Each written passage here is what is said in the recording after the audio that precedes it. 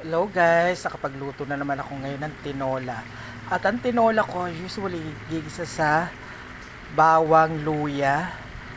Then after kung igisa is nilagay ko na yung yung tawag dyan yung manok.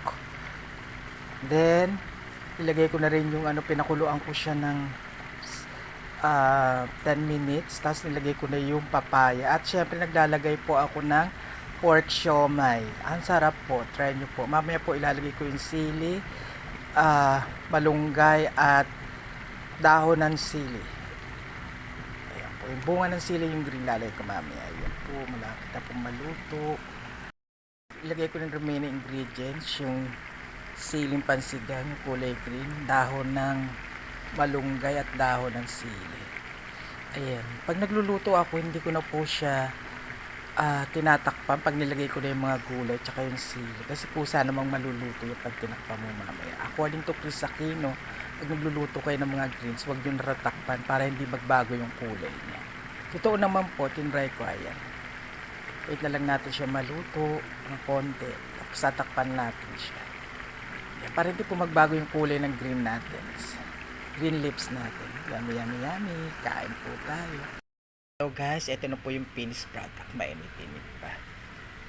Ayan. Yung tinola ko nilalagyan ko ng pork siomai. Pwede rin yung yung pork with shrimp. Ayan. Masarap din po yan. Kasi yun lang po available yung pork siomai. Yan po. Kain po tayo. Ang sarap po. Promise.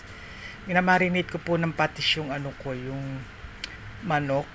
Yung choice cut na binibili ko sa tali yan. Bago ko po siya igigisa, hina-half-fry ko lang muna siya. Kain po tayo. Taob na naman isang kaldero niyan pag nakakanin tayo. Yummy, yummy, yummy. At away lahat tayo mayroong pinagkasaluhan sa ating kapagkainan. And God bless us all. Hello guys, thanks for watching and don't forget to click like and subscribe my YouTube channel. Maraming salamat po till my next vlog.